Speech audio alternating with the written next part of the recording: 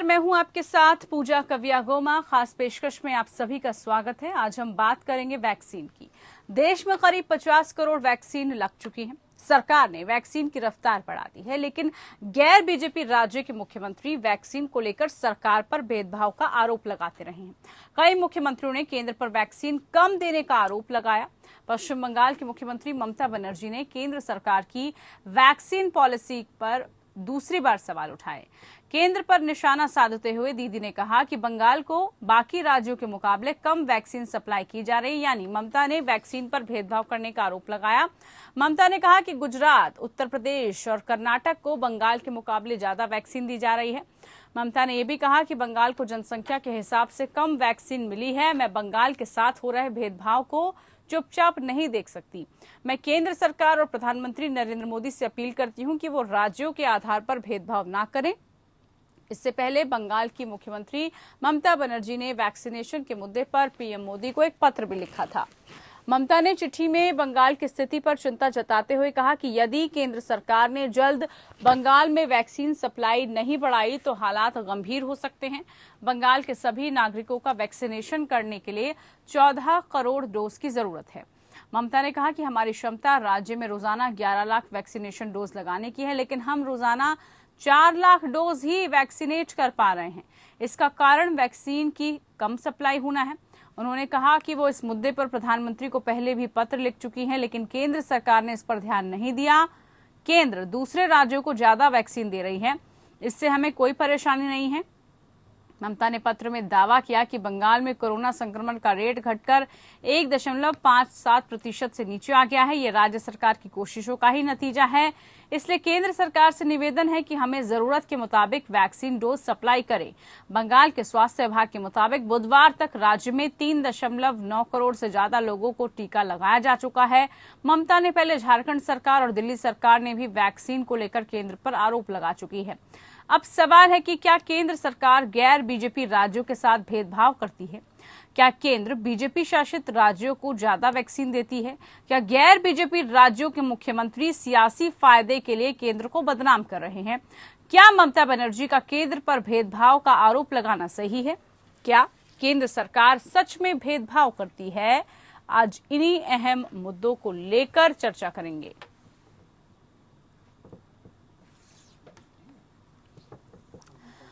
तो सुना आपने किस तरीके से यहाँ पर भेदभाव का आरोप लगाया गया है कि कैसे भेदभाव किया जा रहा है।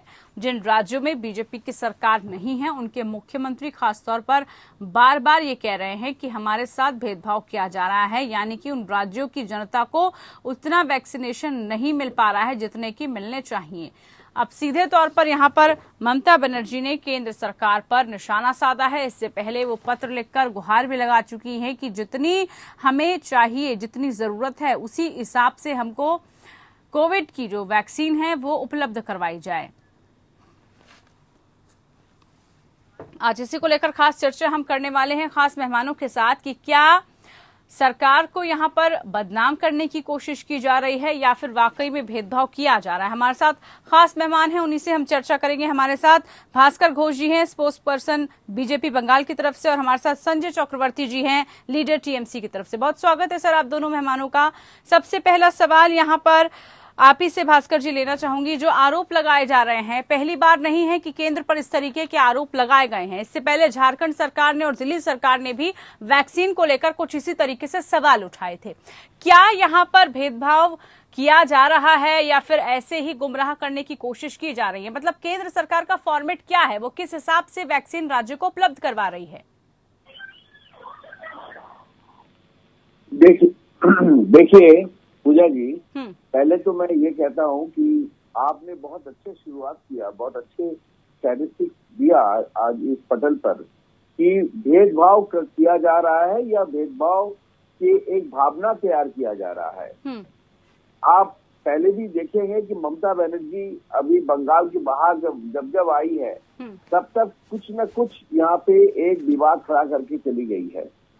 तो ये विवाद का एक हिस्सा ये है कि अब वैक्सीन लेके भी ममता बनर्जी पॉलिटिक्स करने से बाज नहीं आ रही है जी। आज के दिन में ममता बनर्जी का खुद का सिचुएशन क्या है देखिए, 3.414 करोड़ डोजेज अभी तक दिया गया है।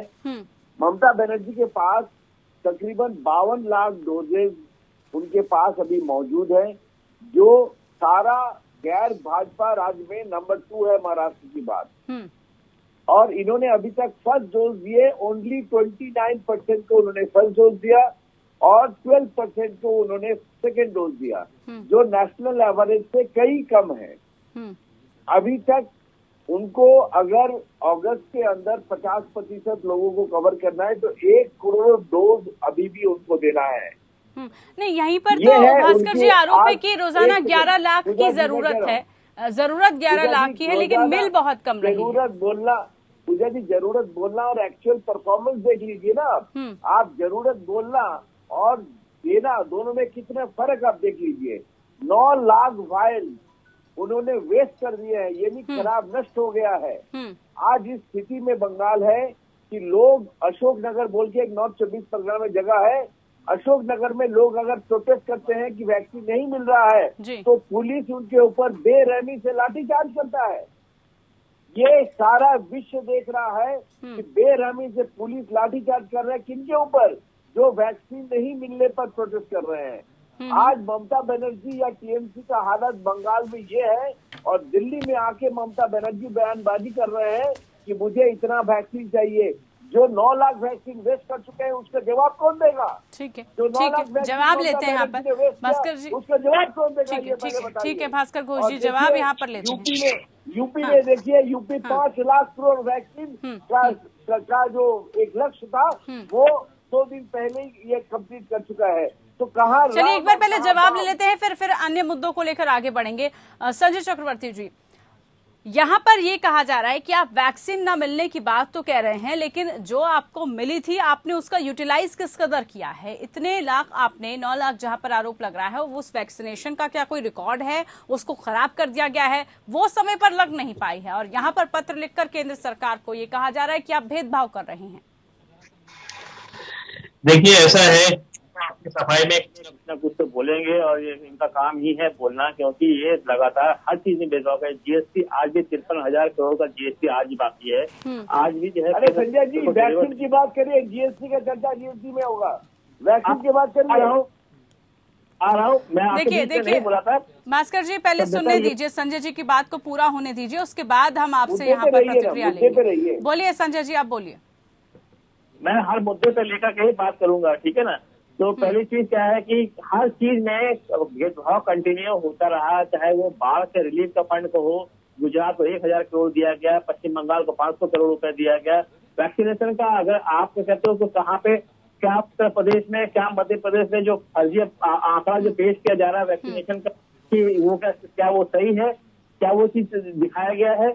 आप अपने हिसाब से हर चीज को अपने हिसाब से ढालने की कोशिश करते हो, क्योंकि केंद्र में आपकी सरकार है और यही कोशिश आप लगातार करते हो। अगर हमारे यहाँ पे हमारी चीजों को कोई डिमांड आप पूरी हो रही है तो आप उसका पूरा क्यों नहीं करना चाहते? क्यों हमारी क्या जनता, पश्चिम बंगाल की जनता, क्या भारत की जनता नहीं है उसको जो है डिमांड करने से इसका फर्क ये हुआ कि 9 लाख करोड़ 9 लाख वैक्सीन को आपने नष्ट कर दिया। ठीक है, इसका भी जवाब हम चाहेंगे संजय जी, आप जरूर दीजिए कि जो ये बार बार कहा जा रहा है कि जितनी आपको वैक्सीन दी गई है उतनी आपने यूटिलाइज कहाँ पर की है, उस सवाल का जवाब कौन देगा? इसका पूरा यूटिलाइज किया गया है। अगर यूटिलाइज नहीं किया हुआ तो पब्लिक डोमेन में बाकायदा सारे रिकॉर्ड से आप उसमें रिकॉर्ड को चेक कर सकती है। सरकारी कोई भी काम होता है, ये कोई प्राइवेट काम नहीं है, सरकारी काम काज में कोई मैं टाइम्स ऑफ इंडिया को कोट कर रहा हूँ, मैं मीडिया को कोट कर रहा हूँ। ये कोई मेरा पॉकेट में लेकर तथ्य नहीं है, ये पॉकेट से तथ्य निकाल के चिटकुट निकाल के तथ्य नहीं दे रहे हैं। ठीक है, बात पूरी करने दीजिए, आप बात पूरी करने दीजिए, बोलिए संजय जी, बात जारी रखिए। नहीं करने देंगे, ये भी ध्यान रखिएगा, फिर हम आपको डिस्टर्ब बहुत करते रहेंगे। मेरा काम फिर जो है प्रवक्ता की तरह आप बात कर रहे हैं तो प्रवक्ता के हिसाब से बात करिए, डिस्टर्ब मत करिए। मैं बात पूरी कर लूँ फिर आपने बात करिएगा। तो कंटिन्यू इस तरीके से देख लीजिएगा, आपके सामने ही है कि ये बोलने भी नहीं देना चाहते। अगर आप बात कीजिए, ठीक है संजय जी, आप फटाफट से जवाब तो दीजिए। मैं आपको बार बार मौका इसीलिए दे रही हूँ कि आप फटाफट से, क्योंकि समय बहुत कम होता है, जो सवाल आपसे पूछा जा रहा है आप उसका फटाफट जवाब दीजिए। मैं वही जवाब दे रहा हूँ कि वैक्सीनेशन का डोज हमारे पास हमेशा कम रहा है, हमेशा कम से कम दिया गया है। और जो दिया गया है वो अगर वो डिमांड हमारे यहाँ पूरी होती है उसके बाद कुछ खराब होता है तब आप मुझसे बोलिए ना कि आपका पास जो है डोज दिया गया है, आपको जो भरपूर जितना सरकारी डोज जरूरत पड़ती है, आपने डिमांड किया वो दिया जा रहा है आपको। फिर हम हमसे सवाल कर सकते हैं कि आपको डोज दिया गया था तो उसकी आपकी कमी क्यों रह गई, इसलिए रह गई आप डोज पूरा नहीं दे रहे हैं। जी ठीक है, देखिए केंद्र के पास सभी राज्यों को देखना है, उसके पास एक दो राज्यों को नहीं देखना कि आप यहाँ पर ज्यादा दे दीजिए यहाँ पर। लेकिन अगर कोई राज्य सरकार अगर ये गुहार लगा भी रही है तो यहाँ पर केंद्र सरकार का दायित्व नहीं बनता, उनकी जिम्मेदारी नहीं बनती यहाँ पर भास्कर जी की वो देखे वहां पर तवज्जो दे उनको। पूजा जी मैं एक सवाल आपसे करता हूँ इस पटल पे एक सवाल करता हूँ। जी बोलिए।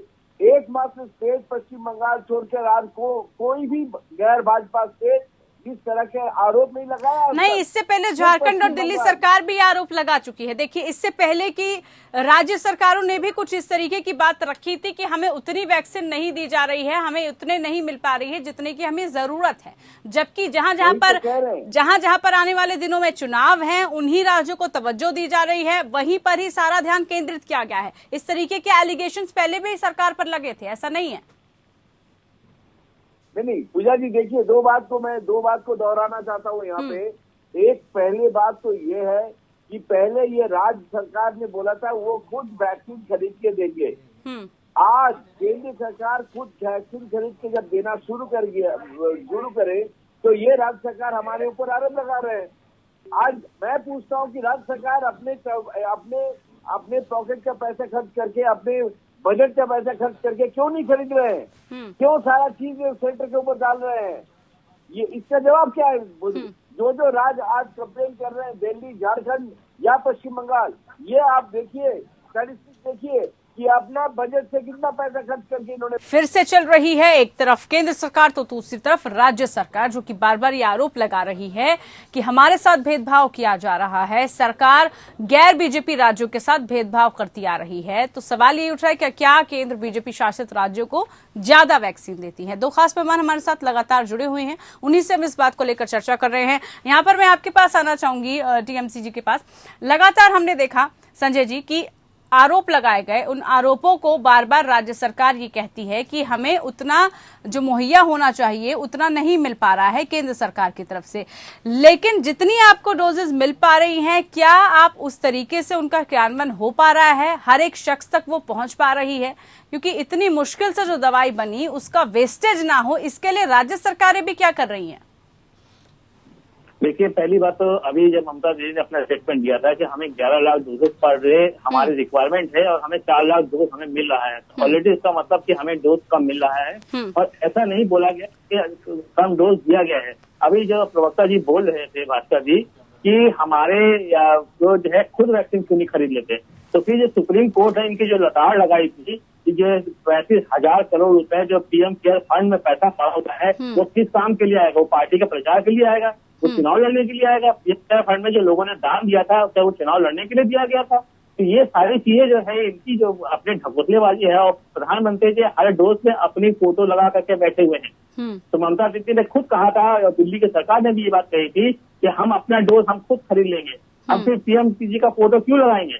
उसी के विवाद के बाद ही जो है इन्होंने मुफ्त वैक्सीन के बाद में इनके जो है अपनी घोषणाएं की है। और चुनाव आयोग आपके मुख्य न्यायाधीश के फटकार के बाद इनको होश आया, तब ये जो है चीनी ताकर इन्होंने मुफ्त वैक्सीन देने का काम किया है। और वो भी उसी तरीके से जहाँ पे चुनाव हो रहे हैं, होने वाले हैं, वहाँ पे वो वैक्सीन ज्यादा प्रोवाइड कर रहे हैं। ये भी आरोप लगा बीजेपी की तरफ से संजय जी की जो टीएमसी के कार्यकर्ता हैं उनको तरजीह दी जा रही है इस वैक्सीनेशन में, उन्हीं को ज्यादा सपोर्ट किया जा रहा है। कितने कार्यकर्ता होते हैं मैम? एक पार्टी में कितने कार्यकर्ता है? 10 करोड़ तो नहीं है ना, सब तो नहीं है ना।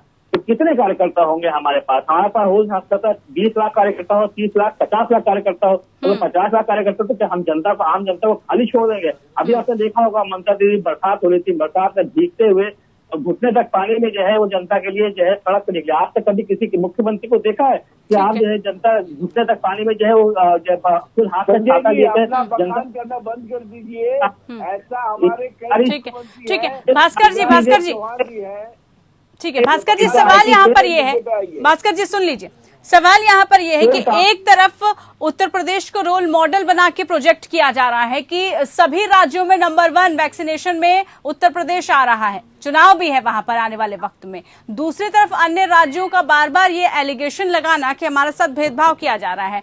केंद्र की नीतियों पर भी इससे सवाल उठ रहे हैं, नियत पर भी सवाल उठने लगे हैं। नहीं पूजा जी, मैं देखिए, मैं जब डिबेट करता हूँ तब से देख के डिबेट करता हूँ। संजय जी जैसे मकान वाला डिबेट हम नहीं करते हैं। आज अगर टॉप 5 स्टेट देखा जाए, भारत का टॉप 5 स्टेट सुनने दीजिए संजय जी, आपके पास लौटूंगी, पहले सुनने दीजिए, जवाब ले लेते हैं। यूपी पहला स्टेट है, महाराष्ट्र दूसरा स्टेट है, गुजरात तीसरा स्टेट है, चौथी पायदान पे राजस्थान और 5वीं पायदान पे है एमपी। आप देखिए इसमें बंगाल का कई जगह नहीं है।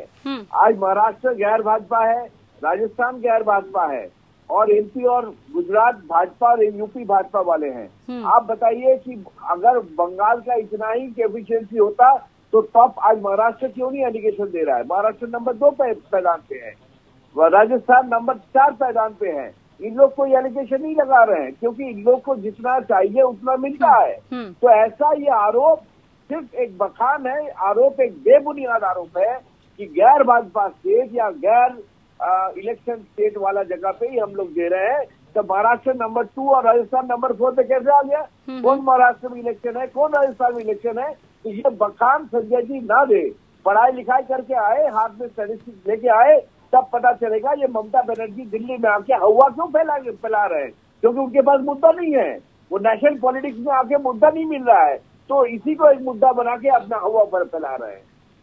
ठीक है, जवाब लेना चाहेंगे यहाँ पर संजय जी। पहली बात तो ये मुद्दा नहीं बना रहे हैं, मुद्दा बनाना होता हम 2-3 महीने पहले बना चुके हैं जब हम इलेक्शन जीत चुके हैं और अभी हमारे 2026 में मुद्दा बनाने की जरूरत नहीं है, पहली बात। दूसरी बात ये है कि ममता बनर्जी का हवा इनके नाच रहा है, इनको 2024 खत्म दिखने लग गया है, साफ साफ बात है। और एक फेवरेट टॉपिक है ममता बनर्जी का, सपना देखना बहुत अच्छा है संजय जी। ठीक है नहीं, राज्य सरकार क्या कर रही है फिर उसके लिए संजय जी? अगर अब आप चाहते हैं कि इसको मुद्दा ना बने तो वो क्या कर रही है आम जनता के लिए? हर गांव तक, हर शख्स तक टीका पहुंचे, इसके लिए कितने सेंटर्स बनाए जा रहे हैं, कैसे इसको लेकर काम किया जा रहा है?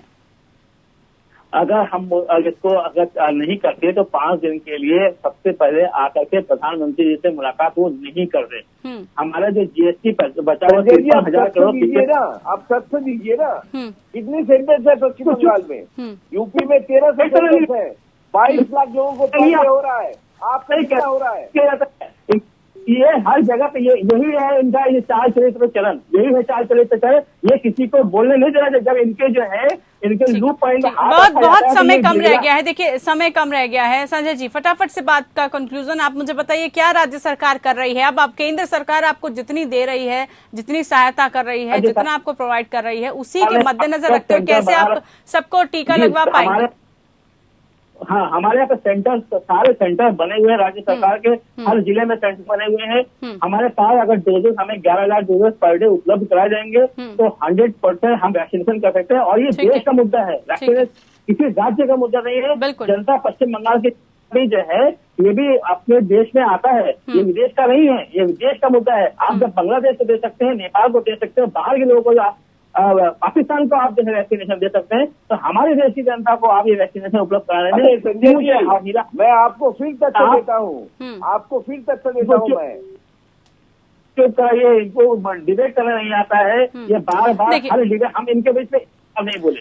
देखिए ऐसे अगर आप एक दूसरे की सवाल जवाब में ही दखल अंदाजी करेंगे तो जनता भी कुछ नहीं समझ पाएगी और कोई भी उत्तर नहीं सटीक तरीके से आ पाता। बहरहाल समय मेरे पास खत्म हो गया, समय इजाजत नहीं दे रहा है कि और मैं इस चर्चा को आगे बढ़ाऊं। बहुत शुक्रिया संजय जी आपका, बहुत शुक्रिया भास्कर जी आपका, आप हमारे साथ इस खास चर्चा में जुड़े। तो टीकाकरण सभी के लिए जरूरी है, चाहे राज्य हो या केंद्र सरकार हो। राजनीति से ऊपर उठ के सिर्फ और सिर्फ इस वक्त कोरोना से कैसे लड़ना है और हर एक को टीका कैसे लगवाना है, इस पर नजर बनी रहनी चाहिए। फिलहाल के लिए इतना ही, नमस्कार।